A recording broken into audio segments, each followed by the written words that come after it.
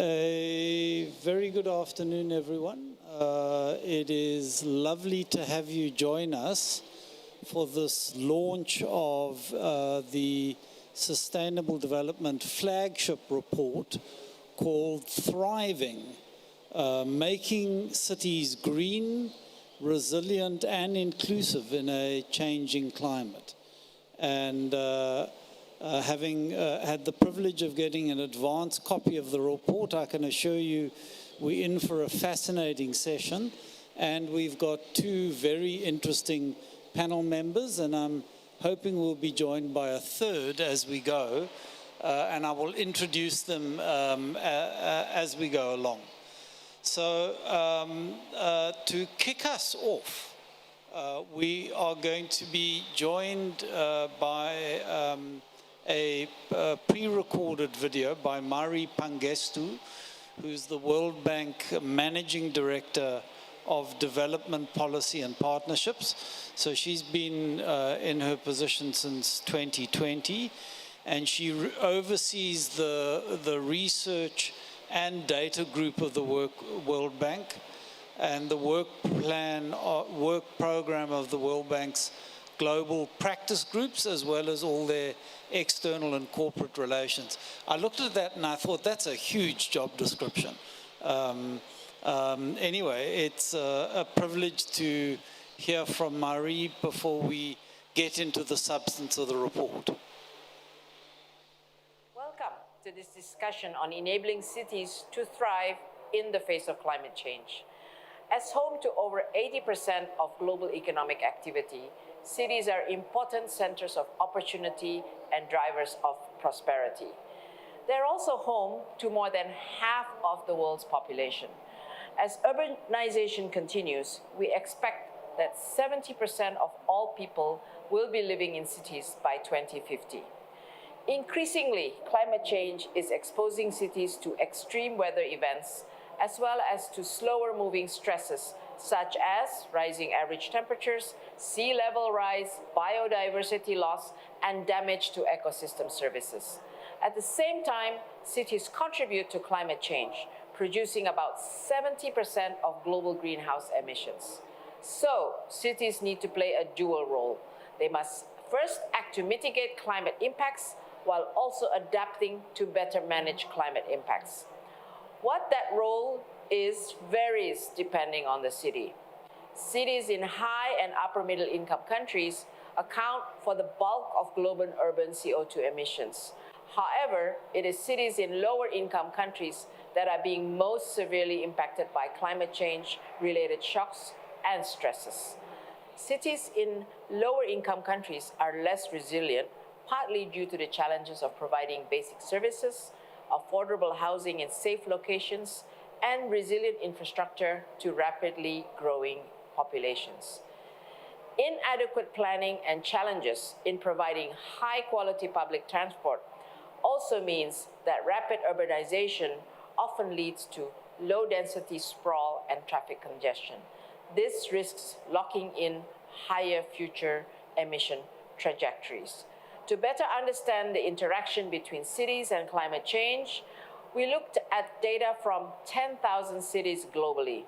Our analysis found that to tackle the intertwined challenges of climate change and urbanization, policymakers at the local and national levels need to work together. There are 5 broad sets of policy instruments that can be used effectively. The 5 I's, that is, information, incentives, insurance, integration, and investments. The mix and combination of these instruments must be customized to a city's unique circumstances. Today's investment in urban planning and infrastructure will set in place patterns for growth, consumption, mobility emissions, and the equality for generations to come. To help build resilient cities as strong engines of growth, risk-informed zoning and spatial planning, harnessing the protective function of ecosystems such as mangroves and sand dunes, and strengthening and enforcing land use regulations can help. You will hear more about this from my colleagues in just a few moments as they share the initial findings from our forthcoming report, Thriving. We hope that the report will provide a compass to help policymakers, both local and national, to meet their objectives to make cities greener, more resilient, and more inclusive. In closing, I'd like to emphasize that the World Bank is committed to supporting our clients as they build cities that are resilient to climate change so that citizens of today and tomorrow can thrive.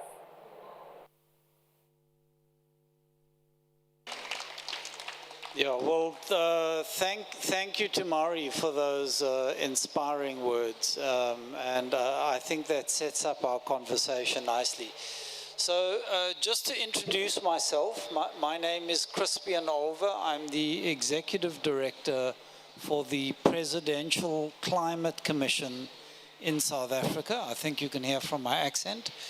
And we're a multi-stakeholder body whose job is to advise on the pathway to net zero by mid-century in a socially just manner. So we deal with mitigation, resilience, and just transition, economic impact, social impact issues, and amongst others are, deeply interested in the role of cities in the climate transition.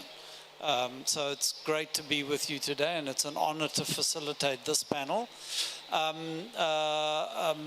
We are live streaming these proceedings on the World Bank live stream.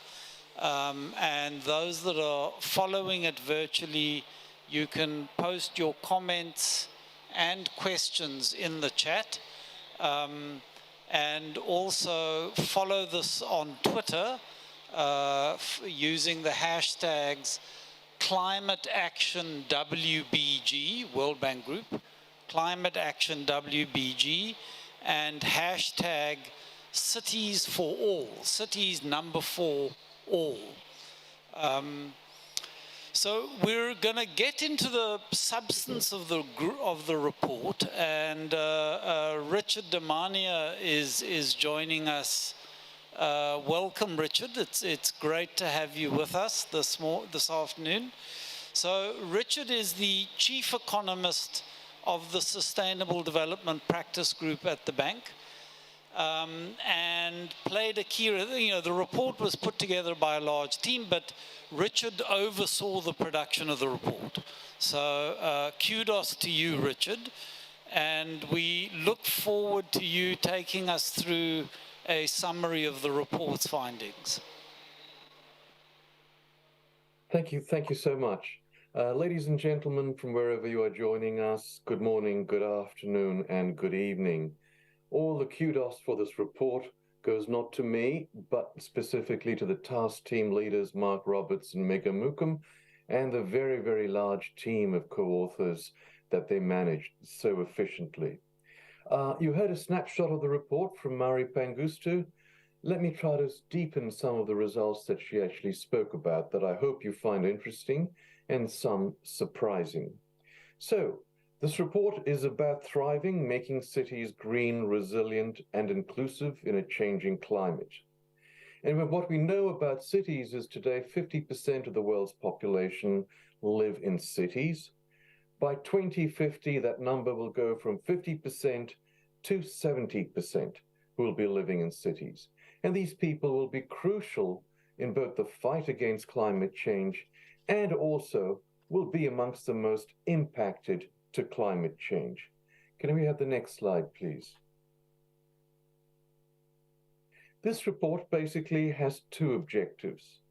The first objective is to try to work out who is going to contribute, which types of cities are actually going to contribute most to climate change, and secondly, what is the resilience of these cities to climate change? Related to that, we also ask another question, is how much does inclusion actually matter? Are inclusive cities more or less vulnerable to the climate change? Do they emit more or less pollution? Can we have the next slide, please?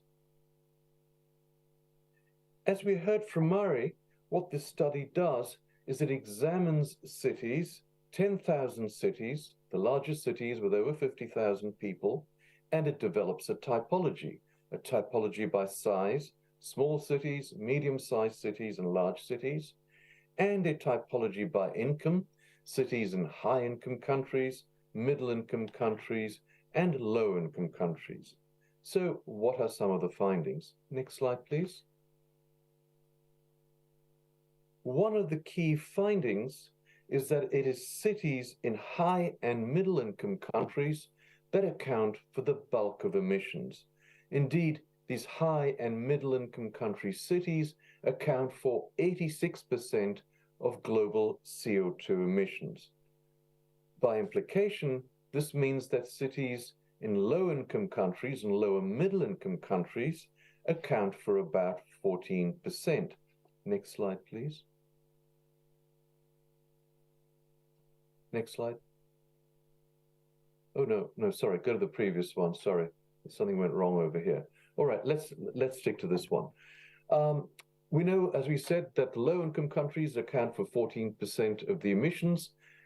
Even the poorest countries amongst the low-income countries account for a negligible 0.2% of emissions. Let me repeat that. The very poorest country cities account for 0.2% of global emissions.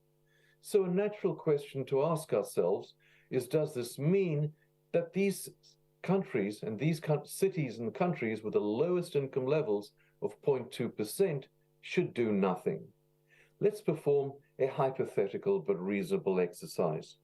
Suppose all of the cities in middle-income countries and high-income countries reach their net zero goal. They emit nothing. Suppose we allow the cities in these very low-income countries to continue on their current emissions path. Then we find that we would overshoot the safe budget for carbon dioxide by 4 times. In other words, the world would not meet its global climate goals if these low-income cities were on their current path of emissions and did nothing. Next slide, please. A second key finding is that while it's the high-income countries that are responsible for the bulk of global emissions, it is countries and cities in the low-income countries that face the highest projected impacts of climate change. When we talk of impacts, these are measured by an index that captures 6 components: floods, heat, cyclones, sea level rise, water stress, and wildfires. So, whilst the pollution occurs in the high-income countries, it's the low-income countries that suffer the damage. Next slide, please. One is the obvious direct damage that these low-income countries suffer.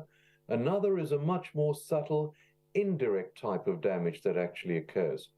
What we find in this report is when we have droughts in rural areas, poor people from these rural areas migrate into the cities. That's fine. But they don't just migrate into the cities, they're forced to locate on the outskirts of cities. And these outskirts are most often the very most flood prone. So these people go from one bad situation, and they're already poor, to another situation which increases their vulnerability.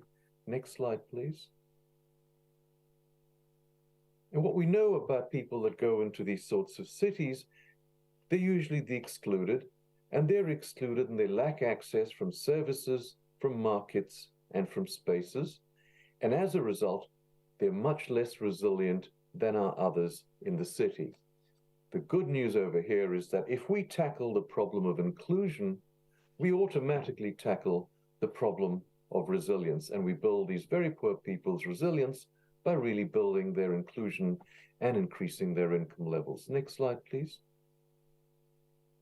Well, a final key result that I'd like to share with you is something you might have heard of in some of the developed countries of this world. So this is an image of Florida, and you might have read in the news that we see more and more development happening in states and places that are more vulnerable to projected climate change. And this is, of course, an example of Florida.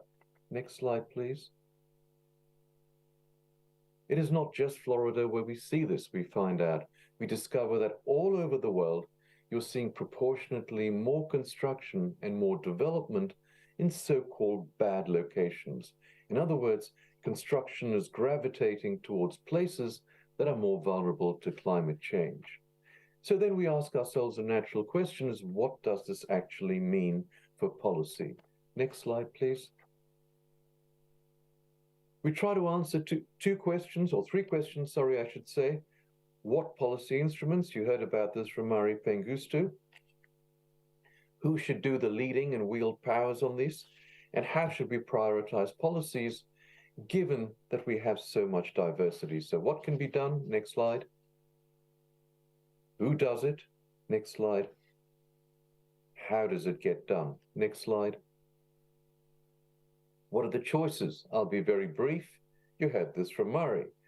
The report talks about 5 I's. The first I is information. Information like early warning systems. We know that enables much better decision making. If you know a flood is coming, you can prepare for it. Secondly, incentives matter, and they matter tremendously because it motivates the right kind of decisions. Many of you are in Egypt. We know that Egypt had reforms of its fossil fuel subsidies. There was a triple dividend. It reduced congestion, reduced pollution, and improved government financing. The third I is insurance, insofar as we can get good, fair insurance. That's a nice way to spread risks. Fourth, integration. We want our cities to be integrated within themselves, in other words, compact, not spread and be inefficient and pollute a lot. And we also want integration insofar as cities are connected to rural areas and one city is connected to another. And the final I is the obvious one, of course, is investment in the right kinds of infrastructure. Next slide, please. The report goes into considerable data and information into who should make these choices and decisions, and it discusses the mayor's wedge. And of course, you're going to hear much more about the mayor's wedge and how mayors can lead and crowd in good action from the panel. So I need say nothing more about this. Our panelists will talk about it. Next slide. Then it's about how it gets done, how we get things done. We saw right at the start, there's a diversity of cities. So really what this report does is it develops a typology and a compass for these different types of cities and what sort of actions they should prioritize and how they should prioritize that. And the next slide, please. The really good news, and this is really my final slide, is that cities can arrive at a greener, resilient, and more inclusive outcome in very many ways, and this is going to address problems of poverty while it simultaneously addresses problems of climate change and builds resilience. Thank you so much. Last slide, please. Thank you, Richard. Fascinating, and that's a taste of what's inside the report. I encourage those of you that haven't yet read it to download it. So there's the link for you on the screen. And I think you'll find it an extremely rich and entertaining read. And I have to say, I was struck by the amount of data that you've assembled. I think you said somewhere in the report you'd surveyed 10 or 20,000 different cities with all of their data points. So a really comprehensive marshalling of a whole range of data to draw on the findings here. So we're going to turn to our panelists now and have a bit of a conversation, and then if there's time, we'll take some questions from the floor. And we're really lucky to be joined here by Solape Hammond, who's the special advisor to the governor of Lagos State. Sheela, you're very welcome. Late, but welcome. Okay. So I'll come to you just now. So Solape, you know, the report talks about the intersection between climate-related stresses and the pressures of urbanization. And, you know, we know those well, the pressures on land and housing markets, infrastructure, basic services. Based on your experience in Lagos State, I mean, how are you experiencing that interaction? So how are climate stresses impacting on urbanization and population and the pressures for human settlements and infrastructure? And what policy challenges is it posing to the governor and yourself? Thank you very much, Crispian, and thank you to the World Bank and the panel for being here. Very exciting. I think if you were looking for the perfect case study for urban stresses and climate, you couldn't pick a better example than Lagos. So for those who don't know Lagos, Lagos is a city in Nigeria. It used to be a former capital. Lagos is low-lying. Much of Lagos is less than 2 meters above sea level. But Lagos is also the home of 25 million Nigerians. So about 12% of the country's population lives on a landmass that's about 3,577 square kilometers. So incredibly dense, highly populated, low-lying, prone or subject to fluvial, pluvial, and sea flooding. And basically poster child for climate impact. I think, as has been said earlier, I think Marie mentioned that Africa is particularly experiencing very adverse effects of climate change. And so for us, this compounds the challenge that we have being in a highly populated urban settlement. To put it in context, Lagos was 5 million people in 1980, and we're now at about 25 million, and projected to be 40 million by 2050 and up to 100 million by 2100. This is not just because of the natural birth rate of the city. There's also a massive amount of migration from the region, other states in the country, but also from the rest of the West African sub-region, especially as people flee political tensions, whether climate change impacts or seek economic opportunity. And so we've got a massive urban sprawl. And how does that translate for us? There's a significant incursion into wetlands and just illegitimate settlements. As people come in, they're looking for economic opportunity. They settle illegally wherever they can find. There's a lot of pressure, a lot of building. Everyone wants to build because everyone wants to move to Lagos.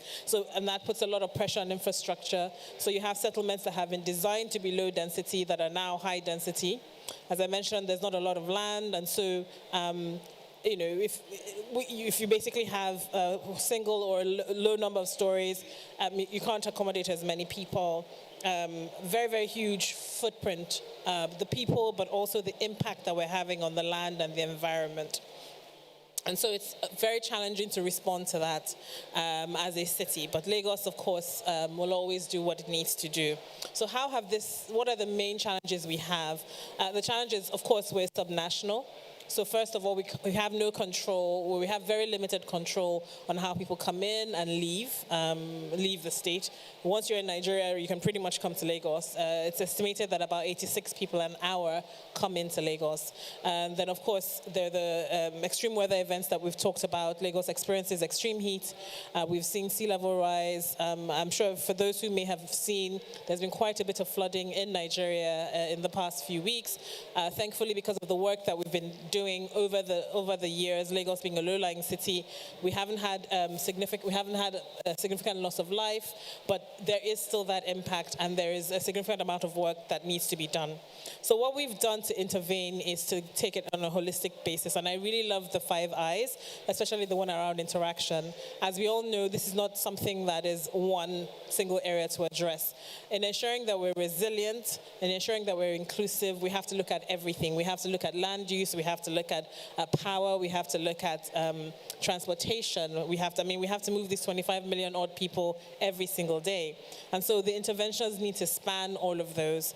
And so Lagos has a lot of actions, including using urban planning to develop new model cities, talk about how we're going to transform and regenerate the old areas, using those urban principle guidelines and incentives to ensure that we're developing up so that we can accommodate more people, working on green building guidelines to help us be able to do that in a more sustainable fashion. There's also a lot of impact on infrastructure by the people, as I said, high density where it shouldn't be, a lot of pressure on the infrastructure, and then of course the weather challenges. So recently in the last 3-5 years, we've started using a lot more concrete for the roads, because we find when you do, otherwise the roads get damaged quite quickly. We're also talking about building up, but there's a significant cost. Lagos is largely swampy. More than 30% of the land is water. So it's very difficult to build single-story settlements, and to develop taller buildings obviously is a lot more expensive. So a lot of challenge. So for us being here, you can see that for us, this is an urgent and immediate and important existential problem, as it were. We've worked to ensure we have a resilience plan, which was developed in 2020 or launched in 2020. We had a climate action plan, which we presented at Glasgow last year. This year, we've then put all of that together into a climate adaptation and resilience plan that outlines about 38 different projects that will help us address the challenge of sea level rise. We've done a cost of inaction report that says if we do nothing, Lagos stands to lose up to $30 billion or more in infrastructure, more than 500 healthcare centers, schools, power lines, transport infrastructure, a lot of potential loss. But we've estimated what the cost of action will be to address this, and created those projects so that it's easy to partner with us to support us in our journey to developing this infrastructure we've talked about. Thank you. That's excellent. So, I mean, a number of really important points you're raising there. Density, location, the need to be proactive, the need to think about building resilience as an integrated exercise, and the importance of including people in decision-making around that. So thank you. I'm going to turn to Rogier then, Rogier van den Berg. He's the Global Director for the Ross Center for Sustainable Cities at WRI. He leads a large global team. They're active in a number of developing and developed countries. So it's great to have you with us. And you know, you've, amongst other things, been doing some really interesting work around building back better in this post-pandemic period that we're in. But you know, also very importantly, this climate catastrophe that's coming down the road towards us. So can you give us some examples of how cities in developing countries can do things differently post-pandemic that also allows them to move the needle on climate action? Thank you very much. Unfortunately, the memory of people is very short. So after every pandemic, we go back to business as usual, and I think that's a serious problem.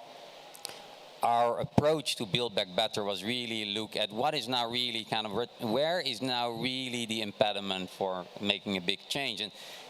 And I'm congratulating the World Bank with this report. It's great, it's clear, and it also echoes a lot of the work we've been doing under our World Resources report, which actually honed in on the access to urban services as a crucial development factor.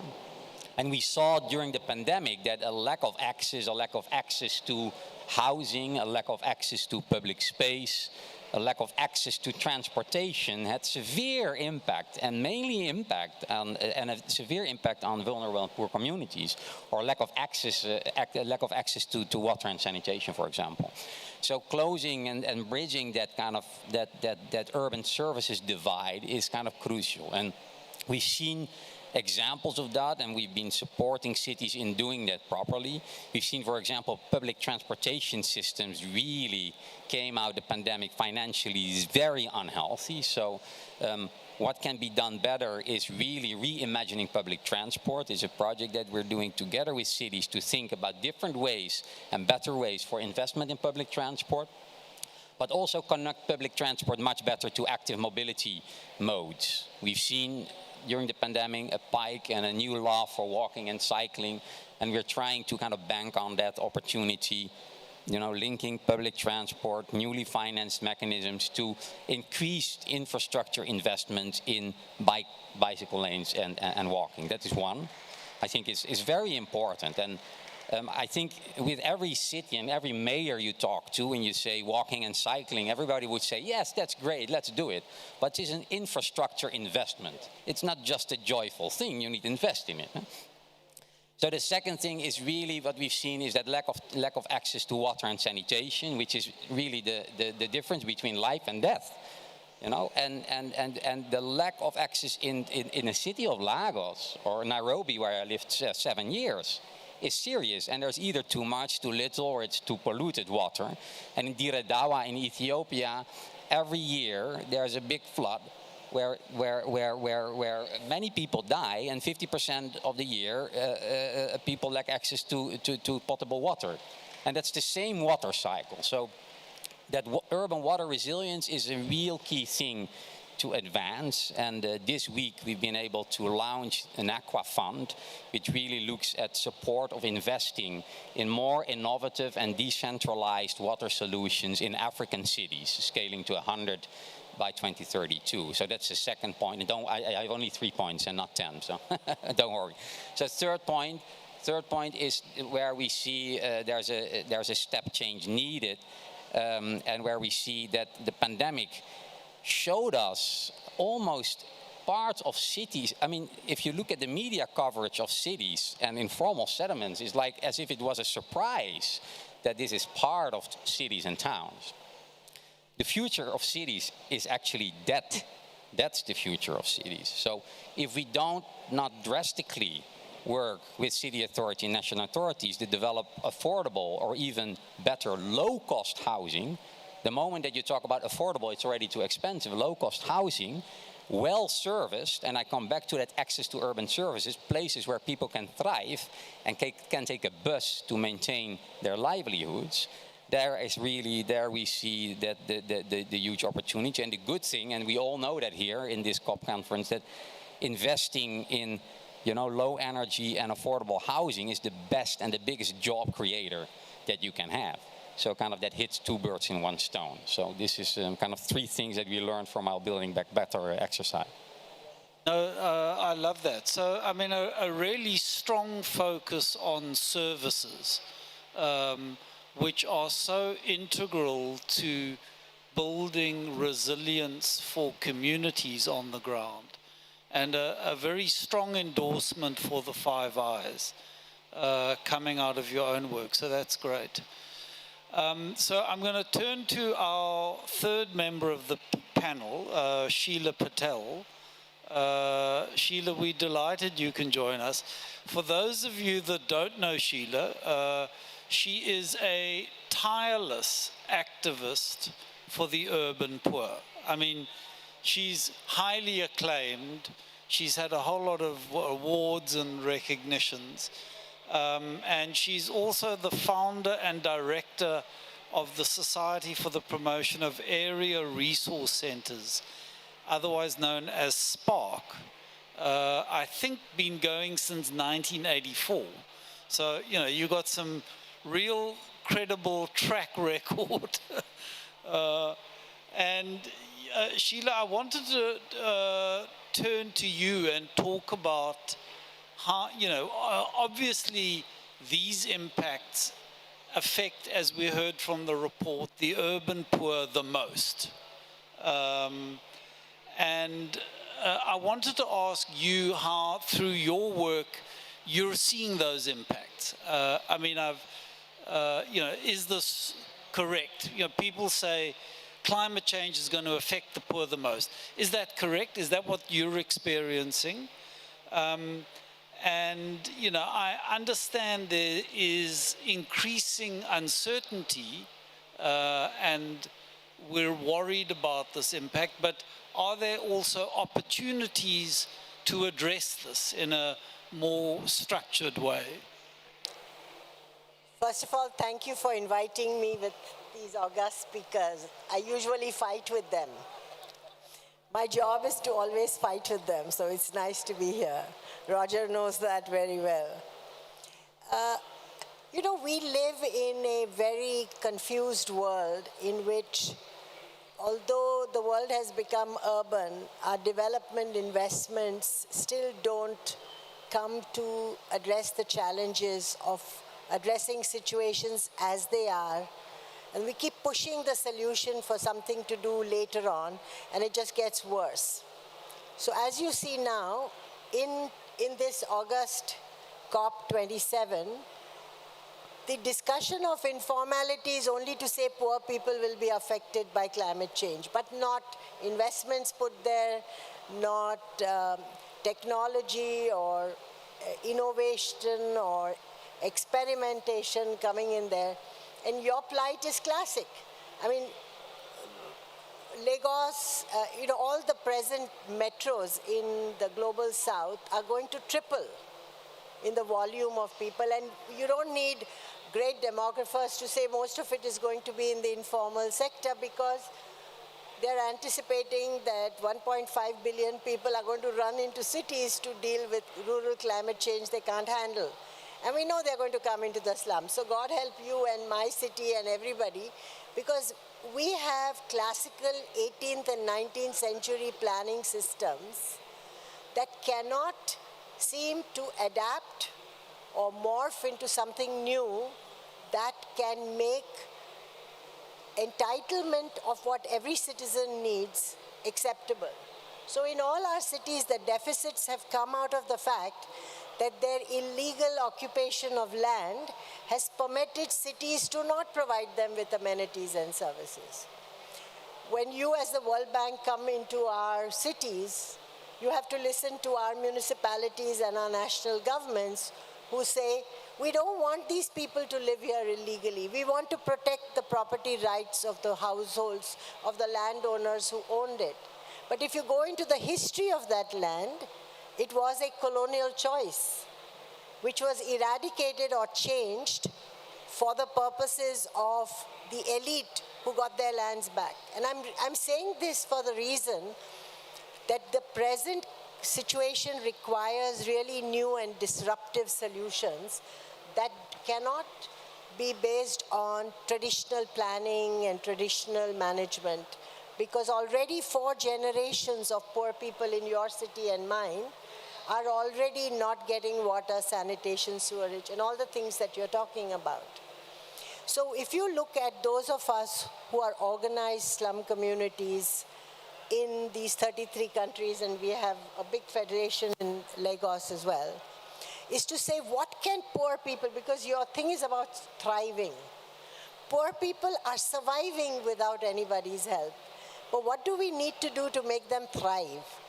And our plea is just provide them basic amenities that they cannot do for themselves, and use the amazing new technologies that are available to make them common. You know, we are water stressed, but we still have municipalities who want to put water-based sewer system. We still don't know how to deal with wastage of water in old pipes. I mean, there's so many antiquated things that are coming here. So the World Bank has a role to play, because you do guide many of our countries with the loans that you give them. And I think that the most important transformation we require is to change this old-fashioned planning instrument that all our cities use as a legal instrument to produce fiscal backup to provision of things. And you will find that we have done this in India, we've done this in South Africa, and we've done this in Kenya, where you find that the UN standards of minimum services is not even possible in all our countries. And so if it's not there in all our countries, then what should we do instead? Should we keep trying to catch our own tail of standards we can't do? Or can we acknowledge that we need to go incrementally to cover the backstop? So my sense is that poor people all over the world are in any case providing their own homes, designing them, financing them. We need to get them access to new materials, new technologies. And I'll just stop here in a moment. Basic services, absolutely core. Unfortunately, we're out of time. I had a second round of questions all carefully lined up, and we're unfortunately going to have to bring this to a conclusion. And I think we were only just starting to get into the debate, so I'm really sorry about that. But, you know, maybe just some headline messages. I mean, what I'm hearing from the three of you is a resounding endorsement of the 5 I's. And, you know, maybe, in fact, I read the report and the headline conclusion, and I thought, why is it not the 6 I's? Because the overall conclusion is that more inclusive cities are more resilient cities.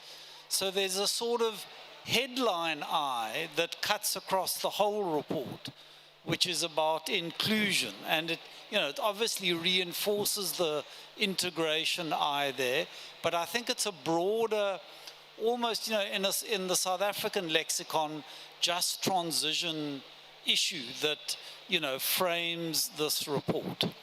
So, you know, congratulations are due to the World Bank team for producing, I think, a really meaningful and very topical and relevant report.